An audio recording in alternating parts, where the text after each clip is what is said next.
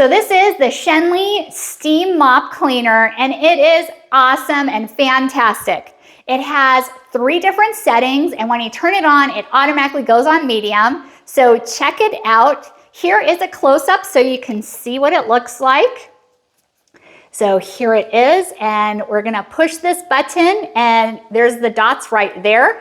Here is the reservoir. You just put the water in here, and then you just fill it up and close that back up.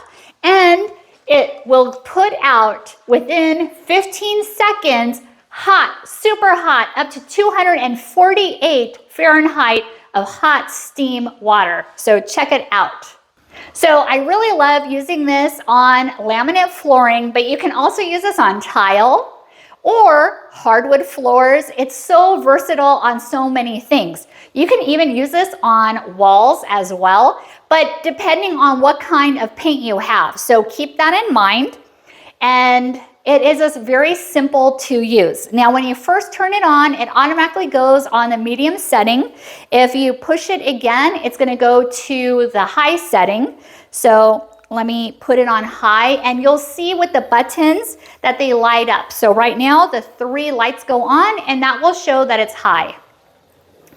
And you just mop and go.